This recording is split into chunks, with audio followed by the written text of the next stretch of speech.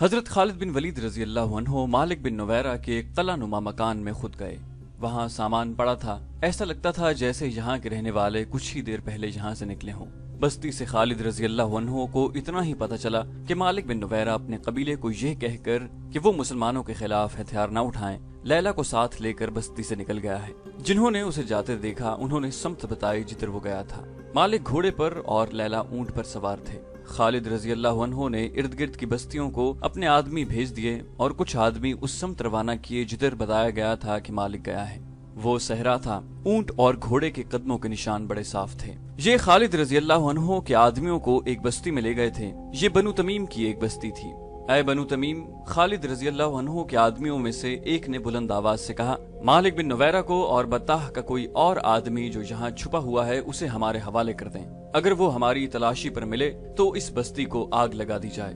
ذرا ہی دیر بعد مالک بن نویرہ لیلا کے ساتھ باہر آیا اور اپنے آپ کو خالد بن ولید رضی اللہ عنہ کے آدمیوں کے حوالے کر دیا۔ بنو یربو کے چند اور سرکردہ افراد بھی جو یہاں آ کر چھپ گئے تھے باہر آ گئے۔ ان سب کو مالک بن نویرہ کے ساتھ بطاح لے آئے۔ لیلا بھی ساتھ تھی۔ خالد رضی اللہ عنہ نے مالک کو اپنے سامنے بلا کر پوچھا، کیا یہ غلط ہے کہ تم نے زکوٰۃ اور محصول مدینہ کو بھیجنے کی بجائے لوگوں کو واپس کر دیے تھے؟ میں اپنے قبیلے کو یہ کہہ کر نکلا تھا کہ مسلمانوں کا مقابلہ نہ کرنا۔ مالک بن نویرہ نے جواب دیا، اور میں نے انہیں یہ بھی کہا تھا کہ مسلمان ہو جاؤ اور زکوٰۃ ادا کرو، اور تم خود اس لیے روپوش ہو گئے تھے کہ تم اسلام سے منحرف ہو گئے تھے۔ خالد رضی اللہ عنہ نے کہا، اور تم منحرف ہی رہنا چاہتے ہو۔ تم نے اپنے شعروں میں لوگوں سے کہا تھا کہ وہ زکوٰۃ اور محصول ادا نہ کریں، اور تم نے انہیں کہا تھا کہ اسلامی حکومت کے احکام کی تم خلاف ورزی کرو گے، جو تم نے کی۔ مالک نے کہا، ہاں ولید کے بیٹے، میں نے خلاف ورزی کی، لیکن میں اپنے قبیلے سے کہہ رہا ہوں کہ اب وہ خلاف ورزی نہ کریں۔ خالد رضی اللہ عنہ نے کہا، اور تم نے سجا کی جھوٹی نبوت کو تسلیم کیا اور اس کے ساتھ مل کر لوگوں کو قتل کیا اور انہیں لوٹا، اور تم نے ان لوگوں کا قتل عام کیا جن لوگوں نے اسلام قبول کر لیا تھا۔ مالک نے سر ہلا کر اس جرم کا اقرار کیا۔ کیا تو مجھے بتا سکتا ہے کہ میں تجھے قتل کیوں نہ کروں؟ خالد رضی اللہ عنہ نے کہا، میں جانتا ہوں کہ تمہارے خلیفہ نے تمہیں میرے قتل کا حکم نہیں دیا۔ مالک بن نویرہ نے کہا، خدا کی قسم، خالد رضی اللہ عنہ نے کہا، میں تجھے زندہ رہنے کا حق نہیں دے سکتا۔ خالد رضی اللہ عنہ نے وہ اجڑی ہوئی بستیاں دیکھی تھیں جو مالک بن نویرہ اور سجا نے اجاڑی تھیں۔ خالد رضی اللہ عنہ نے مالک بن نویرہ کی بستی بطاح پر بلا وجہ چڑھائی نہیں کی تھی۔ انہیں تمام رپورٹس مل چکی تھیں کہ اس شخص نے اس علاقے میں مسلمانوں کو کس طرح تباہ و برباد کیا تھا۔ لے جاؤ اسے اور اس کے ساتھیوں کو جو اس کے ساتھ روپوش تھے، اور انہیں قتل کر دو۔ خالد بن ولید رضی اللہ عنہ نے حکم دیا۔ انہیں جب لے گئے تو خالد بن ولید رضی اللہ عنہ کو اطلاع دی گئی کہ ایک بڑی ہی حسین عورت جس کا نام لیلا ہے اور جو مالک بن نویرہ کی بیوی ہے، اپنے خاوند کی زندگی کی التجا کرنے آئی ہے۔ خالد رضی اللہ عنہ نے کہا کہ اسے آنے دو۔ خالد رضی اللہ عنہ ایک سردار کے فرزند تھے۔ انہوں نے امیر گھرانے میں پرورش پائی تھی، اس لیے ان کے دل و دماغ میں وسعت تھی۔ وہ خوش ذوق، خوش طبع اور زندہ مزاج تھے۔ لیلا جب ان کے سامنے آئی تو خالد رضی اللہ عنہ نے پوچھا، کیا تو اپنے خاوند کو موت سے بچانے آئی ہے؟ اس کے سوا میرا اور مقصد ہی کیا ہو سکتا ہے؟ لیلا نے کہا، اگر تو اس وقت اسے ان جرائم سے روک سکتی جب وہ سمجھتا تھا کہ ہر بستی پر اس کی حکمرانی ہے، تو آج تو بیوہ نہ ہوتی۔ خالد رضی اللہ عنہ نے کہا، کیا اس نے تجھے بتایا نہیں تھا کہ اس کی تلوار نے کتنی عورتوں کو بیوہ کیا ہے؟ اسے معلوم نہیں تھا کہ اس کی زندگی میں ایک دن انصاف کا بھی آئے گا؟ میں اس کا ہاتھ نہیں روک سکی، لیلا نے کہا، اور تو میرا ہاتھ بھی نہیں روک سکتی۔ خالد رضی اللہ عنہ نے جواب دیا، یہ میرا نہیں، میرے اللہ کا حکم ہے۔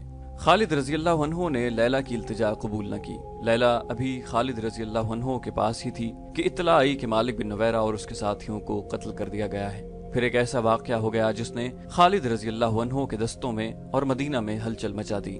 ہوا یوں کہ بطاح میں خالد رضی اللہ عنہ نے لیلا کے ساتھ شادی کر لی۔ انصار مدینہ اس شادی پر بہت برہم ہوئے۔ ابو قتادہ انصاری رضی اللہ عنہ نے قسم کھائی کہ وہ آئندہ خالد رضی اللہ عنہ کی قیادت میں کبھی کسی لڑائی میں شریک نہیں ہوں گے۔ اعتراض کرنے والے یہ کہتے تھے کہ خالد رضی اللہ عنہ نے لیلا کی خوبصورتی سے متاثر ہو کر اس کے خاوند مالک بن نویرہ کو قتل کیا ہے، لیکن خالد رضی اللہ عنہ وہ شخصیت تھی جس نے بستر مرگ پر کہا تھا کہ میرے جسم پر کوئی ایسی جگہ ہے جس پر جہاد کا زخم نہ آیا ہو۔ ان کا کردار اتنا کمزور نہیں ہو سکتا تھا کہ وہ ایک عورت کی خاطر اپنے رتبے کا ناجائز فائدہ اٹھاتے۔ خالد رضی اللہ عنہ کے حق میں بات کرنے والوں نے کہا ہے کہ خالد رضی اللہ عنہ نے مالک بن نویرہ اور اس کے ساتھیوں کو قید میں ڈال دیا تھا اور انہیں مدینہ بھیجنا تھا۔ رات بہت سرد تھی، خالد رضی اللہ عنہ کو خیال آیا کہ قیدی سردی سے ٹھٹر رہے ہوں گے۔ انہوں نے حکم دیا کہ قیدیوں کو گرمی پہنچاؤ۔ کنانہ کی زبان میں مدافع کا لفظ قتل کے معنوں میں استعمال ہوتا ہے۔ بدقسمتی سے یہ قیدی جن آدمیوں کے پہرے میں تھے وہ کنانہ کے رہنے والے تھے۔ انہیں یہ بھی معلوم تھا کہ مالک بن نویرہ اور اس کے ساتھیوں کے جرائم کتنے سنگین ہیں، چنانچہ انہوں نے گرمی پہنچاؤ کو قتل کے معنوں میں لے لیا اور مالک اور اس کے ساتھیوں کو قتل کر دیا۔ خالد رضی اللہ عنہ کو پتہ چلا تو انہوں نے کہا کہ اللہ جو کام کرنا چاہتا ہے وہ ہو کے رہتا ہے۔ ان دو کے علاوہ اور بھی روایات مختلف تاریخوں میں آتی ہیں جو ایک دوسرے کی تردید کرتی ہیں۔ ان میں بعض خالد رضی اللہ عنہ کے حق میں ہیں اور بعض ان کے مخالف۔ مخالفانہ روایات کے مصنفوں کے مذہبی فرقوں کو دیکھو تو صاف پتہ چلتا ہے کہ ان کا ایک ایک لفظ تعصب سے بھرا ہوا ہے۔ تاریخ میں متضاد کہانیاں ملتی ہیں، لیکن کسی بھی مورخ نے یہ نہیں لکھا ہے کہ اس شادی پر لیلا کا کیا رد عمل تھا۔ کیا لیلا نے خالد رضی اللہ عنہ کو مجبور ہو کر قبول کیا، یا وہ خوش تھی کہ ایک عظیم سپاہ سالار کی بیوی بن گئی ہے جس کی فتوحات کے چرچے سرزمین عرب کے گوشے گوشے تک پہنچ گئے تھے؟ اس وقت کے جنگی رواج کے مطابق لیلا مال غنیمت تھی۔ خالد رضی اللہ عنہ اسے لونڈی بنا کر اپنے پاس رکھ سکتے تھے۔ تاریخ میں ایک ایسا اشارہ ملتا ہے جو خالد رضی اللہ عنہ کے حق میں جاتا ہے۔ وہ یوں ہے کہ خالد رضی اللہ عنہ نے اسے کسی کی یا اپنی لونڈی بننے سے بچا لیا تھا۔ وہ اتنی حسین تھی کہ شہزادی لگتی تھی۔ خالد رضی اللہ عنہ جانتے تھے کہ لونڈیوں کی زندگی کیا ہوتی ہے۔ انہوں نے یہ بھی دیکھ لیا تھا کہ لیلا جتنی خوبصورت ہے اتنی ہی ذہین اور دانا ہے۔ انہوں نے اس عورت کی صلاحیتوں کو تباہی سے بچا لیا تھا۔ یہ خبر مدینہ بھی پہنچ گئی کہ خالد رضی اللہ عنہ نے مالک بن نویرہ کو قتل کر کے اس کی بیوی کے ساتھ شادی کر لی ہے۔ خبر پہنچی بھی سیدھی خلیفۃ المسلمین ابو بکر رضی اللہ عنہ کے پاس، اور خبر پہنچانے والے ابو قتادہ انصاری رضی اللہ عنہ تھے جو اس شادی پر ناراض ہو کر مدینہ چلے گئے تھے۔ ابو بکر رضی اللہ عنہ نے اس خبر کو زیادہ اہمیت نہ دی۔ انہوں نے کہا کہ خالد رضی اللہ عنہ کو رسول اللہ صلی اللہ علیہ وآلہ وسلم نے سیف اللہ کا خطاب دیا تھا، ان کے خلاف وہ کوئی کارروائی نہ کریں گے۔ خالد رضی اللہ عنہ نے کسی زندہ آدمی کی بیوی کو ورغلا کر اپنی بیوی نہیں بنایا۔ ابو قتادہ انصاری رضی اللہ عنہ خلیفۃ المسلمین رضی اللہ عنہ کے جواب سے مطمئن نہ ہوئے۔ وہ حضرت عمر رضی اللہ عنہ کے پاس چلے گئے اور انہیں ایسے انداز سے لیلا کی خالد رضی اللہ عنہ کے ساتھ شادی کی خبر سنائی جسے خالد رضی اللہ عنہ عیاش انسان ہو اور ان کی عیش پرستی ان کے فرائض پر اثر انداز ہو رہی ہو۔ حضرت عمر رضی اللہ عنہ غصے میں آ گئے اور ابو قتادہ رضی اللہ عنہ کو ساتھ لے کر حضرت ابو بکر رضی اللہ عنہ کے پاس گئے۔ خلیفۃ المسلمین حضرت عمر نے حضرت ابو بکر سے کہا، خالد کا جرم معمولی نہیں، وہ کیسے ثابت کر سکتا ہے کہ بنو یربوع کے سردار مالک بن نویرہ کا قتل جائز تھا؟ حضرت ابو بکر رضی اللہ عنہ نے پوچھا، تم چاہتے کیا ہو عمر؟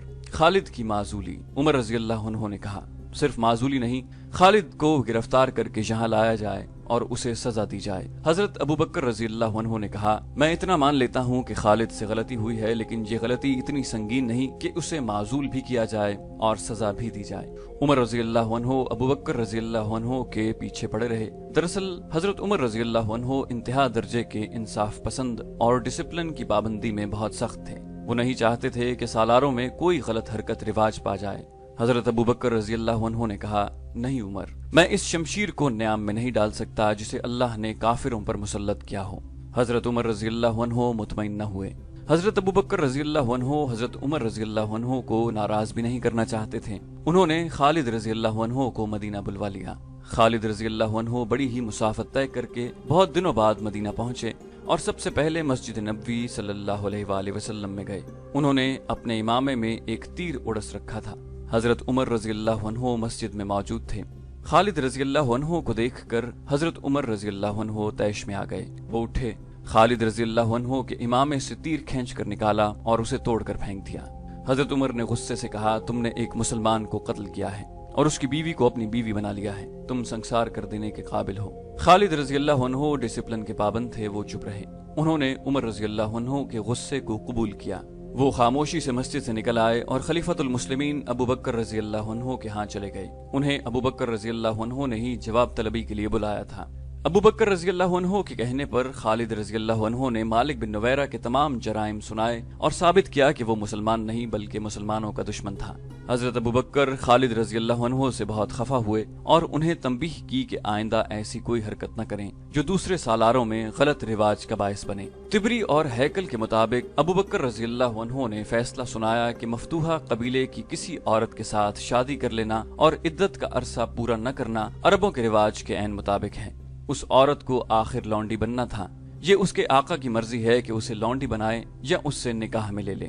ابو بکر رضی اللہ عنہ نے اپنے فیصلے میں کہا کہ اس وقت مسلمان ہر طرف سے خطروں میں گھرے ہوئے ہیں، قبیلے باغی ہوتے جا رہے ہیں، اپنے پاس نفری بہت تھوڑی ہے۔ ان حالات میں اگر کوئی سالار دشمن کے کسی سردار کو غلطی سے قتل کرا دیتا ہے تو یہ سنگین جرم نہیں۔ عمر رضی اللہ عنہ کو خلیفۃ المسلمین ابو بکر رضی اللہ عنہ نے یہ کہہ کر ٹھنڈا کیا کہ اسلام کا ایک بڑا دشمن مسلمہ بن حنیفہ نے نبوت کا دعویٰ کر رکھا ہے، جنگی طاقت بن گیا ہے، اس کے پاس کم و بیش 40,000 نفری کا لشکر ہے اور اکرمہ بن ابو جہل اس سے شکست کھا چکے ہیں۔ اب سب کی نظریں خالد رضی اللہ عنہ کی طرف اٹھ رہی ہیں۔ اگر مسلمہ کو شکست نہ دی گئی تو اسلام مدینہ میں ہی رہ جائے گا۔ اس کامیابی کے لیے صرف خالد موزوں ہیں۔ عمر رضی اللہ عنہ خاموش رہے، انہیں بھی ان خطروں کا احساس تھا۔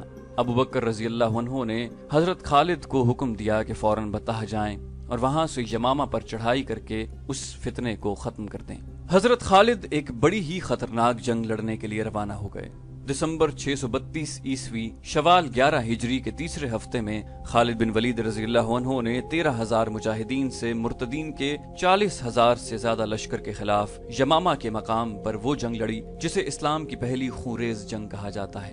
اس جنگ کا آخری مارکا ایک وسیع باغ حدیقۃ الرحمن میں لڑا گیا تھا۔ وہاں دونوں طرف اس قدر جانی نقصان ہوا تھا کہ حدیقۃ الرحمن کو لوگ حدیقۃ الموت کہنے لگے تھے۔ آج تک اسے حدیقۃ الموت کہا جاتا ہے۔ اس وقت خالد رضی اللہ عنہ مدینہ میں تھے۔ انہیں خلیفۃ المسلمین ابو بکر رضی اللہ عنہ نے حضرت عمر کی اس شکایت پر جواب طلبی کے لیے مدینہ بلایا تھا کہ انہوں نے مالک بن نویرہ کو قتل کروا کے اس کی بیوی لیلہ کے ساتھ شادی کر لی ہے۔ ابو بکر رضی اللہ عنہ نے ان حالات کو دیکھتے ہوئے جن میں اسلام گھر گیا تھا، خالد رضی اللہ عنہ کے حق میں فیصلہ دیا اور خالد رضی اللہ عنہ کو واپس بطح جانے اور یمامہ کے مسلمہ کذاب کے فتنے کو ختم کرنے کا حکم دیا تھا۔ مسلمہ کذاب کے متعلق بتایا جا چکا ہے کہ اس نے نبوت کا دعویٰ کر رکھا تھا۔ اس کے پیروکاروں کی تعداد اتنی زیادہ ہو گئی تھی کہ اس کا لشکر مسلمانوں کے لیے خطرہ بن گیا تھا۔ اس وقت تک مسلمان ایک طاقت بن چکے تھے، لیکن مسلمہ کی طاقت بڑھتی جا رہی تھی۔ یہ مدینہ کے لیے بھی خطرہ تھا اور اسلام کے لیے بھی۔ مدینہ سلطنت اسلامیہ کا مرکز تھا۔ خالد رضی اللہ عنہ کا لشکر بطح میں تھا، وہیں انہوں نے مالک بن نویرہ کو سزائے موت دی اور اس کی بیوی لیلہ کے ساتھ شادی کی۔ لیلہ وہیں تھی۔ خالد رضی اللہ عنہ بطح کو روانہ ہو گئے۔ انہیں معلوم تھا کہ ان کے پرانے ساتھی سالار اکرمہ رضی اللہ عنہ اسی علاقے میں اپنے لشکر کے ساتھ موجود ہیں اور مسلمہ کے خلاف مدد کو پہنچیں گے۔ اکرمہ رضی اللہ عنہ ان 11 سالاروں میں سے تھے جنہیں خلیفۃ المسلمین نے مختلف علاقوں میں مرتد اور باغی قبائل کی سرکوبی کے لیے بھیجا تھا۔ دوسرے قبیلے اتنے طاقتور نہیں تھے جتنا مسلمہ کا قبیلہ بنو حنیفہ تھا، اس لیے اس علاقے میں اکرمہ رضی اللہ عنہ کو بھیجا گیا تھا۔ ان کے پیچھے پیچھے ایک سالار شرجیل رضی اللہ عنہ بن حسنہ بھی پہنچ گئے۔ خلیفہ ابو بکر رضی اللہ عنہ نے شرجیل رضی اللہ عنہ کو یہ حکم دیا تھا کہ وہ اکرمہ رضی اللہ عنہ کو مدد دیں۔ اکرمہ رضی اللہ عنہ یمامہ کی طرف جا رہے تھے۔ یہ 2-2.5 مہینے پہلے کی بات ہے۔ اس وقت خالد رضی اللہ عنہ طلیحہ سے نبرد آزما تھے۔ انہوں نے طلیحہ کو بہت بری شکست دی تھی۔ یہ خبر اکرمہ رضی اللہ عنہ تک پہنچی تو وہ جوش میں آ گئے۔ انہوں نے ابھی کسی قبیلے کے خلاف جنگی کارروائی نہیں کی تھی۔ کچھ دنوں بعد اکرمہ رضی اللہ عنہ کو خبر ملی کہ خالد رضی اللہ عنہ نے سلمہ کے طاقتور لشکر کو شکست دی ہے۔ مورخ لکھتے ہیں کہ اکرمہ رضی اللہ عنہ پر انسانی فطرت کی ایک کمزوری غالب آ گئی۔ انہوں نے اپنے ساتھی سالاروں سے کہا کہ خالد فتح پہ فتح حاصل کرتے جا رہے ہیں اور انہیں ابھی لڑنے کا موقع بھی نہیں ملا۔ خالد اور اکرمہ رضی اللہ عنہ اسلام قبول کرنے سے پہلے ساتھی اور ایک جیسے جنگجو اور میدان جنگ کے ایک جیسے قائد تھے۔ کیوں نہ ہم ایک جیسی فتح حاصل کریں جس کے سامنے خالد کی تمام فتوحات کی اہمیت ختم ہو جائے۔ اکرمہ رضی اللہ عنہ نے اپنے ماتحت سالاروں سے کہا، مجھے اطلاع مل چکی ہے کہ شرجیل بن حسنہ ہماری مدد کو آ رہا ہے، معلوم نہیں وہ کب تک پہنچے۔ میں زیادہ انتظار نہیں کر سکتا، میں مسلمہ پر حملہ کروں گا۔ مسلمہ معمولی عقل و ذہانت کا آدمی نہیں تھا، اسے معلوم تھا کہ مسلمان اس کی نبوت کو برداشت نہیں کر رہے اور کسی بھی روز اسلامی لشکر اس پر حملہ کر دے گا۔ उसने अपने इलाके के दिफा का बंदोबस्त कर रखा था, जिसमें देखभाल और जासूसी का इंतजाम भी शामिल था। इक्रमा रज़ियल्लाहु अन्हु सोचे समझे बगैर बढ़ते गए और यमामा के करीब पहुंच गए। वो चूंकि जज्बात से मगलूब होकर जा रहे थे, इसलिए एहतियात न कर सके कि दुश्मन देख रहा होगा। उन्हें मुसैलमा के जासूसों ने देख लिया और मुसैलमा को इत्तला दी। एक और इलाके में जहां ऊंचे टीले और टेकरियां थीं, इक्रमा रज़ियल्लाहु अन्हु को मुसैलमा के कुछ आदमी दिखाई दिए। इक्रमा रज़ियल्लाहु अन्हु ने उन पर हमला कर दिया, मगर ये मुसैलमा का बिछाया हुआ जाल था। मुसैलमा ने वहां खासा लश्कर छुपा रखा था, जिसने दाएं बाएं से इक्रमा रज़ियल्लाहु अन्हु के लश्कर पर हमला कर दिया। इक्रमा रज़ियल्लाहु अन्हु इस गैर मुतवक्के सूरत हाल में संभल न सके। मुसैलमा के लश्कर ने उन्हें संभलने न दिया। इक्रमा रज़ियल्लाहु अन्हु के साथ नामी ग्रामी और तजुर्बेकार सालार और कमांडर थे, लेकिन मैदान दुश्मन के हाथ में था। उसने मुसलमानों की कोई चाल कामयाब न होने दी। इक्रमा रज़ियल्लाहु अन्हु को नुकसान उठाकर पसपा होना पड़ा। वो अपनी इस शिकस्त को छुपा नहीं सकते थे। छुपा लेते तो लश्कर में से कोई मदीना इत्तला भेज देता। चुनाचे इक्रमा रज़ियल्लाहु अन्हु ने खलीफतुल मुस्लिमीन रज़ियल्लाहु अन्हु को लिख भेजा कि उन पर क्या गुजरी है। खलीफा अबू बकर रज़ियल्लाहु अन्हु को सख्त गुस्सा आया। उन्होंने इक्रमा रज़ियल्लाहु अन्हु को वाज़ेह हुक्म दिया कि शर्जील रज़ियल्लाहु अन्हु का इंतजार करें और अकेले मुसैलमा के सामने न जाएं। मगर इक्रमा रज़ियल्लाहु अन्हु ने जल्दबाजी से काम लिया था। अबू बकर रज़ियल्लाहु अन्हु ने इक्रमा रज़ियल्लाहु अन्हु को जो तहरीरी पैगाम भेजा था, उसमें गुस्से का इजहार इस तरह से किया था कि इक्रमा को अबू जहल लिखने की बजाय इब्ने उम्मे इक्रमा की माँ के बेटे लिखा। अरबों में ये रिवाज था कि किसी की तौहीन मकसूद होती तो उसके बाप के नाम की बजाय उसे उसकी माँ से मंसूब करते।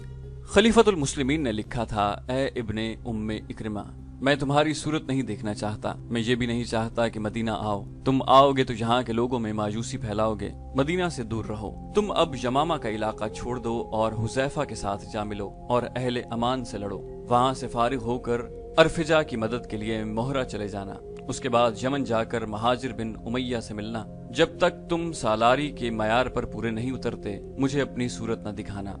खलीफतुल मुस्लिमीन अबू बकर रज़ियल्लाहु अन्हु ने शर्जील रज़ियल्लाहु अन्हु को पैगाम भेजा कि वो जहाँ हैं वहीं रहें और जब खालिद रज़ियल्लाहु अन्हु आएं तो अपना लश्कर उनके साथ करके खुद उनके मातहत हो जाएं। खालिद रज़ियल्लाहु अन्हु को बताया गया था कि शर्जील रज़ियल्लाहु अन्हु का लश्कर उन्हें भी मिल रहा है। वो खुश हुए कि अब वो मुसैलमा का मुकाबला बेहतर तरीके से कर सकेंगे। उन्हें तवक्को थी कि शर्जील रज़ियल्लाहु अन्हु का लश्कर ताज़ा दम होगा, मगर ये लश्कर खालिद रज़ियल्लाहु अन्हु को मिला तो वो ताज़ा दम नहीं था। उसमें कई मुजाहिदीन जख्मी थे। खालिद रज़ियल्लाहु अन्हु ने पूछा, क्या हुआ? नदामत के सिवा मेरे पास कोई जवाब नहीं, शर्जील रज़ियल्लाहु अन्हु ने कहा। मैंने खलीफतुल मुस्लिमीन की हुक्म उदूली की है। मेरे लिए हुक्म था कि इक्रमा रज़ियल्लाहु अन्हु की मदद को पहुंचूं, मगर मेरे पहुंचने से पहले इक्रमा मुसैलमा के लश्कर से टक्कर लेकर पसपा हो चुके थे। ये एक खप था जिसने मुझ पर भी गलबा पा लिया कि एक फतह तुम्हारे हिसाब में लिखी जाए। बारीक बीन और दूर अंदेश खालिद रज़ियल्लाहु अन्हु ने कहा, अकेले पत्थर की कोई ताकत नहीं होती शर्जील। पत्थर मिलकर चट्टान बना करते हैं, फिर उस चट्टान से जो टकराता है वो दूसरी बार टकराने के लिए जिंदा नहीं रहता। खुद गर्जी और जाती मफाद का अंजाम देख लिया। इक्रमा रज़ियल्लाहु अन्हु जैसे सालार भी शिकस्त खुर्दा हो गए। मैं तुम पर करम करता हूँ कि खलीफा को तुम्हारी हिमाकत की खबर न होने दूं। शर्जील रज़ियल्लाहु अन्हु बिन हसना ने इक्रमा रज़ियल्लाहु अन्हु जैसी गलत हरकत की थी। उन्होंने भी खालिद रज़ियल्लाहु अन्हु से बाजी ले जाने के लिए रास्ते में मुसैलमा के लश्कर से टक्कर ली और पसपा होना पड़ा। मुसैलमा कज़्ज़ाब दरबार लगाए बैठा था। छोटे कद वाला ये बदसूरत इंसान मुकम्मल नबी बन चुका था। उसका कबीला बनु हनीफा तो उसे नबी मान चुका था। दूसरे कबीले के लोग जौक तर जौक उसकी बैत के लिए आते और उसकी एक झलक देखने को बेताब रहते। लोगों ने उसकी कुव्वत और करामात देख ली थी। अब उसके पैरोकारों ने 2 मौजज़े और देख लिए थे। उन्होंने मुसलमानों के 2 नामवर सालारों को जरा सी देर में मैदान से भगा दिया था। मजहबी और नजरियाती लिहाज से मुसलमान रेशम की तरह नरम थे, लेकिन मैदान जंग में वो फौलाद से ज्यादा सख्त और बिजलियों की तरह कहर बन जाते थे। जंगी लिहाज से मुसलमान एक ताकत बन चुके थे।